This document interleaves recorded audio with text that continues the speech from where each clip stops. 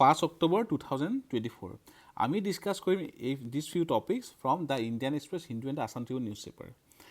Now recently Kachutali সোণাপুৰৰ ওচৰত গুৱাহাটীৰ যিখিনি ডিমলিশ্যন হ'ল তাৰে ওপৰত কোৰ্টত এটা প্লি ফাইল কৰা হৈছিল ওকে আৰু in this case supreme court issues notice to Assam status quo maintain কৰিবৰ কাৰণে আৰু এই প্লিটোত কোৱা হৈছিল যে সেকশন 165 ক্লজ 3 আণ্ডাৰত কোনখন actor Assam land revenue regulation act 1886 it requires authority to issue an eviction notice and provide 1 month period for the occupants to vacate before any demolition. So as per the individuals who have filed a plea ekhini follow kora hua nasile. Now in the recent judgments, various judgment, Supreme Court made certain observations. Prothom to whole court criticized the frequent use of demolition without the due process of law.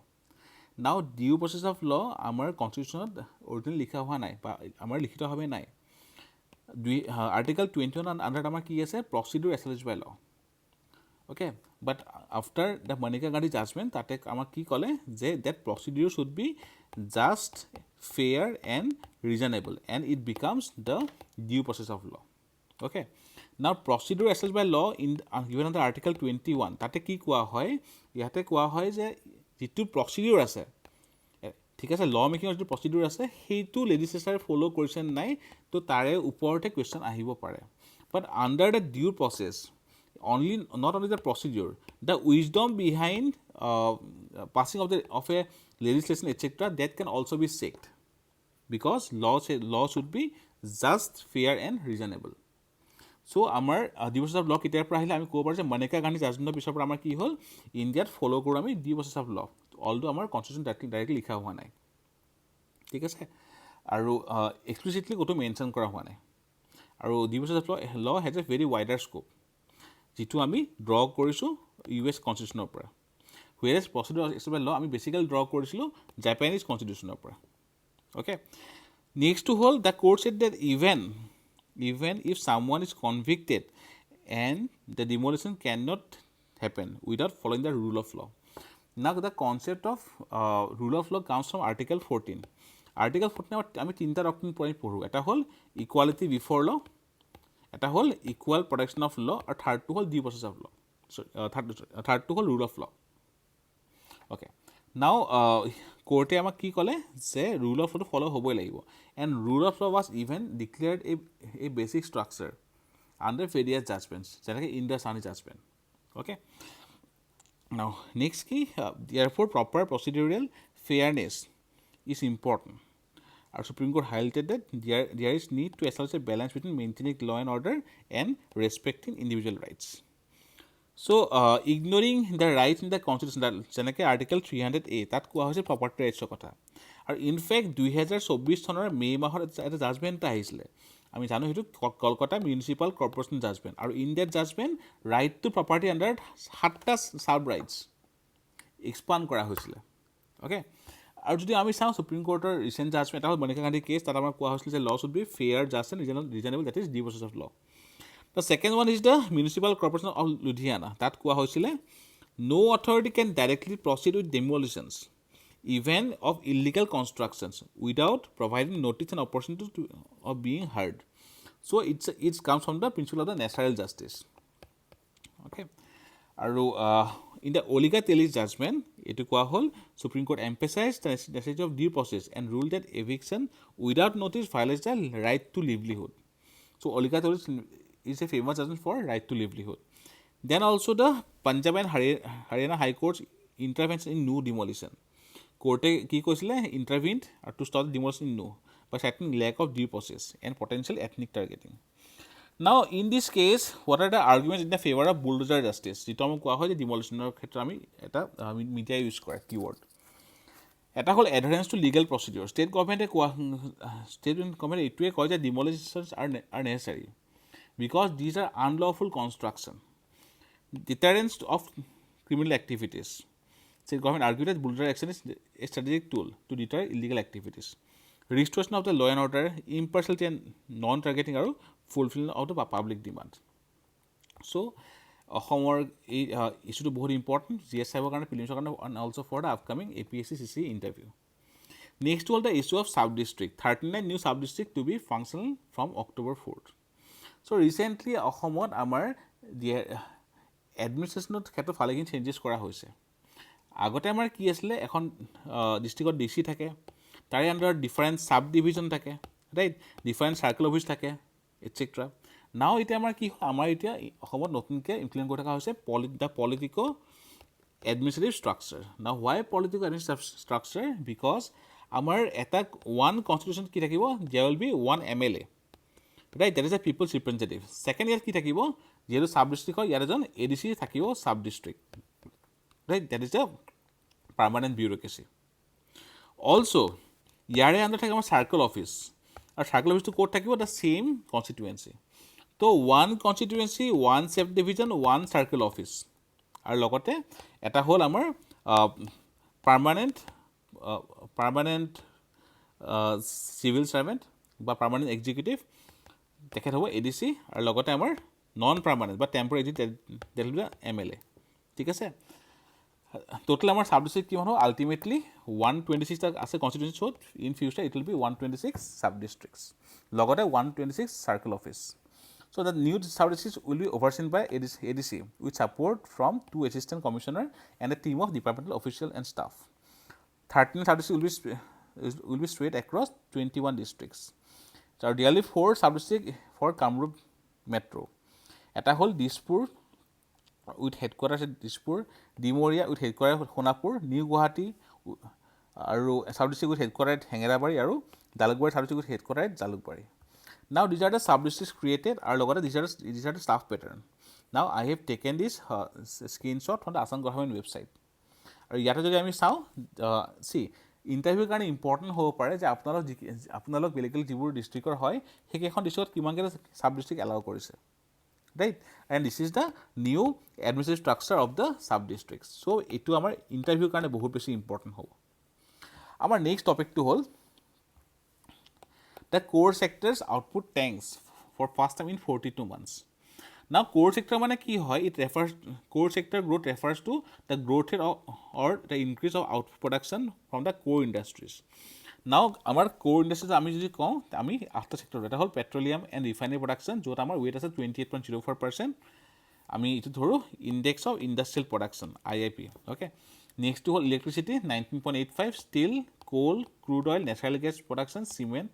And fertilizer 2015 then 2000 I think 17-18 UPSC prelims ইয়াৰ পৰা question আহি গৈছে যে highest weight কাৰ আছে তাৰ পৰা lowest weight সেইটো মিলাব দিছিলে নাও ওভাৰঅল কন্ট্ৰেকশ্যন ক'ত কৰিছে coal down by 8.1% electricity by 5% cement refinery natural gas crude oil গোটেইখিনি মডেষ্ট গ্ৰ'থ হৈছে ক'ত fertiliser and the steel industry এইখিনি আমাৰ প্ৰিলিমছৰ কাৰণে ইম্পৰ্টেণ্ট হ'ব পাৰে our next topic is new asset class by SEBI.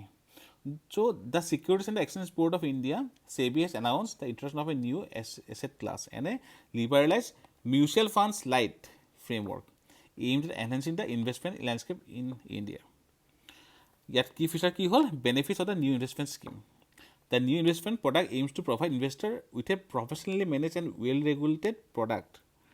So, yate amar ahi jabo corporate governance or amar bhalokhini bostu ahi jabo. That offers greater flexibility and higher risk-taking capabilities for higher ticket size. Safeguards for the new products will include no leverage, no investment in unlisted and unrated instruments. So, unlisted, যিখিনি listing হোৱা নাই আৰু unrated instrumentor ওপৰত investment হ'ব নোৱাৰিব। লগতে it aims to curtail the proliferation of the unregistered and unauthorized investment schemes and entities. Minimum requirement ki dia ase the market regulator said that the minimum investment requirement for the new product will be rupees 10 lakh per investor across all investment strategies so prelims or kana bahut beshi important hoy the next topic is regarding Kaziranga national park jitu ajir pra open kora hoise first okay so yar amar important ki hobo one of the 17 iconic tourist destination in India with a record of over 3.27 lakh tourists in last fiscal year. First tiger reserve in India to obtain Swachhata Green Leaf rating for resorts and homestays. Prelims or karne khubei beshi important. Next to Kaziranga Eco Shop with wildlife themed product. Okay. আৰু ইয়াৰ বাহিৰে focus on sustainability আৰু plastic waste management solution okay তো এইখিনি বস্তু important হয় right আৰু ইয়াৰ বাহিৰে আমাৰ এইখিনিও ইম্পৰ্টেণ্ট হ'ব যে স্বচ্ছতা গ্ৰীণ লিফ ৰেটিং হয় কি বাৰু অ'কে তো recently department of drinking water and sanitation কাৰ আণ্ডাৰত আছে ministry of Jal Shakti in the collaboration of the ministry of tourism okay কি মিনিষ্ট্ৰী এটা হ'ল মিনিষ্ট্ৰী অফ জল শক্তি আৰু মিনিষ্ট্ৰী অফ টুৰিজিম তো জল শক্তি একেলগে লঞ্চ কৰিছে স্বচ্ছতা গ্ৰীণ লিফ ৰেটিং ইনিচিয়েটিভ ঠিক আছে চ' এটা হ'ল জল শক্তি আৰু ছেকেণ্ডটো হ'ল টুৰিজিম তো তেওঁলোকে মিলি লঞ্চ কৰিছে আমাৰ স্বচ্ছতা গ্ৰীণ লিফ ৰেটিং আৰু ইয়াত কি হ'ব it's a government initiative to ensure world class hygiene and sanitation that means আমাৰ SDG 6 আমি ফুলফিল কৰাৰ চেষ্টা কৰি আছোঁ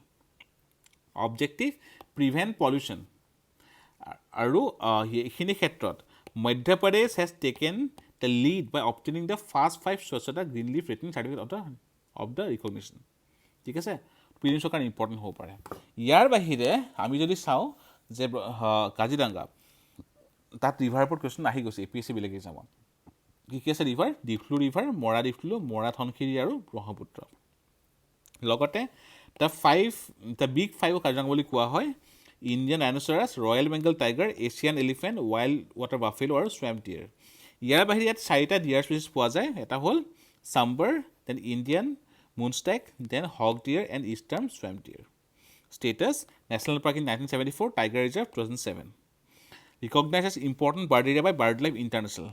UNESCO World Heritage Site 1985. Inhabited by the world's largest portion of the one-horned rhino. Okay. লগতে ভেজিটেশ্যন কেনেকুৱা হয় সেমি এভাৰগ্ৰীণ আৰু ইনাণ্ডেটেড গ্ৰাছলেণ্ডছ প্ৰিলিমছৰ কাৰণে ইম্পৰ্টেণ্ট GSIৰ কাৰণে ইম্পৰ্টেণ্ট আমাৰ নেক্সট টপিকটো হ'ল cruise Bharat Abhiyan so' central minister Sarbananda Sonowal he launch the cruise Bharat mission okay তো কি হয় to excel in India's vision কোনটো vision becoming a global hub for cruise tourism and promote the country as the leading global cruise destination. Aim ki hoy double the cruise passenger traffic within 5 years, that is by 2029. Aru in 2024 the passenger volume was 4.6 lakhs. Aru yare hami double koribo lagibo by 2029. So phase wise influence eta hol phase 1 up to 2025, phase 2 up to 2027 আৰু phase 2 up to 2029 তিনিটা segment এটা হ'ল ocean and harbor cruise segment encompasses the ocean cruise সাগৰৰ including deep sea and coastal cruises river and inland cruise segment আৰু island cruise segment significance employment generation then promote the cultural historical and natural circuits developing world class infrastructure আৰু এইটো কাৰণে গভৰ্ণমেণ্টে লৈছে 5 strategic pillar কি হয় sustainable infrastructure and capital again green energy thakibo etc operations including technology enabled cruise promotion and circuit integration regulatory fiscal and financial policy capacity building and economic research aru yat include thakibo national cruise infrastructure master plan 2047 setting up a cruise focus special purpose vehicle under India Port Association so prelims karone bahut beshi amar important mains karone important interview karone important hoy. The next topic is warming of the ocean. As per recent reports, oceans which cover 70% of the Earth's surface play into our since 2005 our বহুত সোনকালে আৰু double ৰেটত আমাৰ warming হৈ আছে. Continuous rise in ocean temperature. Ocean warming has been ongoing since 1960 but sharply increased since 2005. The warming rate has nearly doubled from 0.5 watts per meter square to 1.05 watts per meter square over the last 2 decades. লগতে ocean warming is integrally linked to global warming. Aru it absorbs 90% of the excess heat from the atmosphere caused by carbon dioxide and other greenhouse gases as reported by IPCC. Reason ki eta hol greenhouse gas emissions, carbon dioxide emission aru solar radiation. Aru implication ki hobo pare marine biodiversity loss, weak reef ecosystem, destruction of the food web and destruction of the ocean currents. The next topic is the La Nina shadow. So since 2024 January, so there was predictions regarding the La Nina in this year, but till now it has got delayed. Now El Nino and La Nina, but El Nino ENS বুলি কোৱা হয় southern oscillation. El Nino মানে হ'ল the little girl in Spanish, La Nina মানে হ'ল the little boy in Spanish. two opposing climate trends that deviate from normal conditions and normally run to 9 to 12 months. El Nino হ'ল the warm phase, যিখিনি সময়ত পেৰু কোষ্টত বহুত বেছি rainfall হয় আৰু ইণ্ডিয়াত মনচুনৰ ষ্ট্ৰেংথ কমিছে, কমকৈ ৰেইনফল হয়। whereas the La Nina is the cold phase, যিটো সময়ত পেৰুত ৰেইনফল কমি যায়, ড্ৰট হয় আৰু ইণ্ডিয়াত ৰেইনফল বহুত বেছি চিগনিফিকেণ্টলি বাঢ়ি যায়।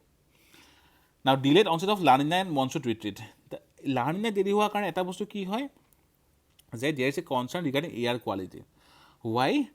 La Nina অহাৰ লগালগ, চ' তাৰ যিখিনি এয়াৰ চাৰ্কুলেশ্যন থাকে তাৰ পৰা এটা ইম্প্ৰুভ এয়াৰ কণ্ডিশ্যন হোৱা চান্সেছ থাকে।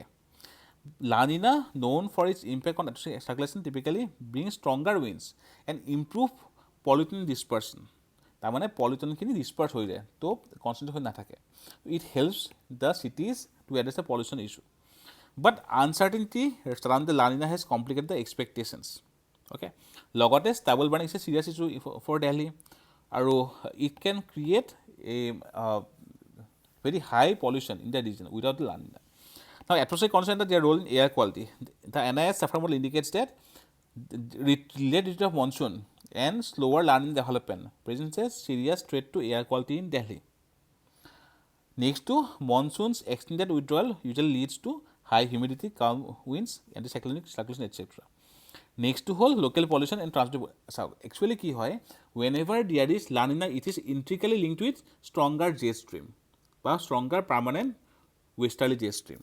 Now this westerly jet stream, what happens? It brings into Indialke ki ane, Indialke tempered cyclone to low ane.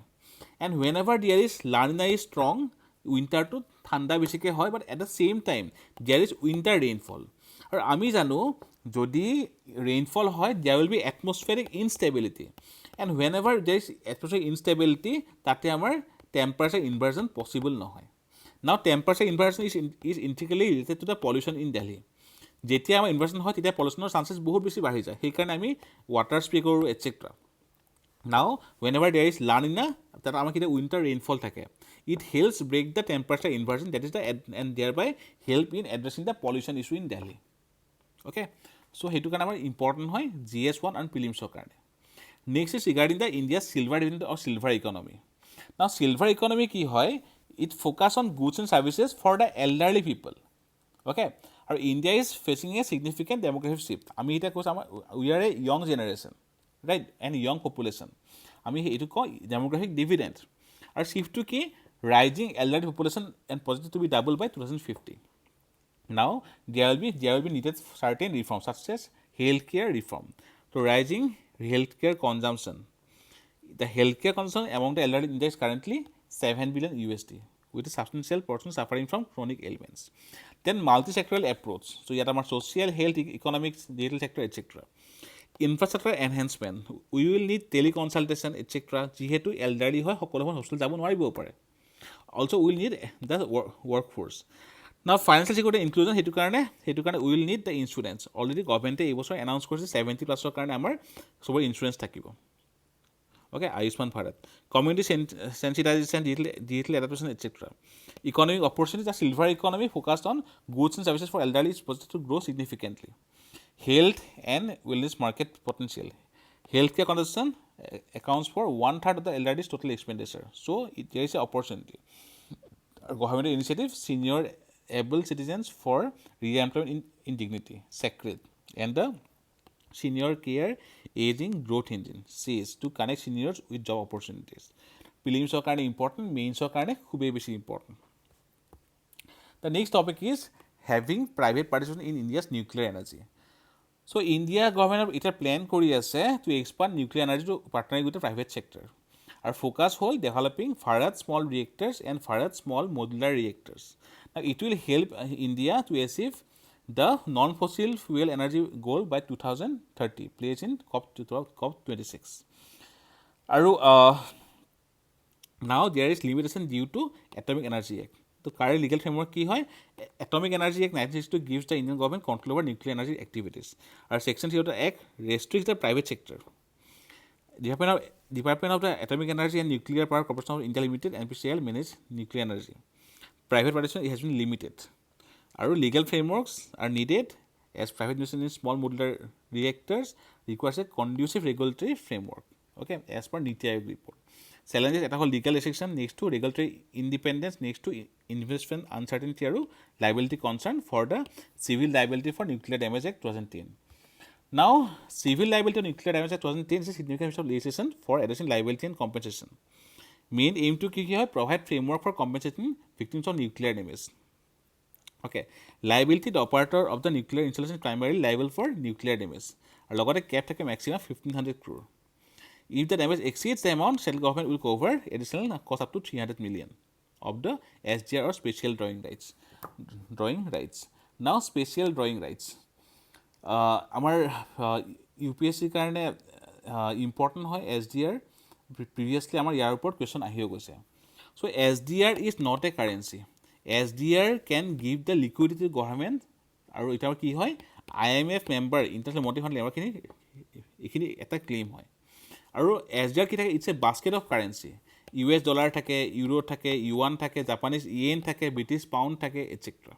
Okay, already previously আমাৰ SDR ওপৰত question আহি গৈছে UPSC প্ৰিলিমছৰ কাৰণে এই বছৰ ইম্পৰ্টেণ্ট হ'ব পাৰে যদি আমি চাওঁ কাৰেন্সি বাস্কেট বা SDR এতিয়া হাইয়েষ্ট আছে US dollar, highest US dollar, second is euro, third is yuan, fourth is Japanese yen, and fifth is pound.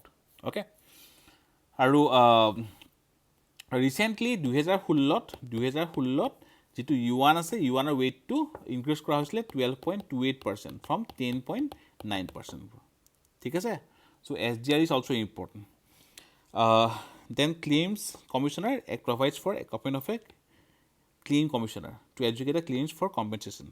Rights of recourse, operator has a right to recourse under certain conditions, such as nuclear incident results from act of terrorism, etc. Insurance, operators are required to maintain insurance or other financial security. Exclusion of jurisdiction, civil courts are excluded from entering into the any suit. So important hoy mainstream duitar karone. The last is prelims factual. Mithun Chakraborty to get 𝐲𝐬 𝐃𝐚𝐢𝐥𝐲 award ketia in the 17th National Film Awards. To Machado awarded top European rights prize. Okay, to Maria Corina Machado to kor hoy Venezuela hoy. Next is Helen. Now Helen is a hurricane. Kor aise US or Southeast. So ekhini asle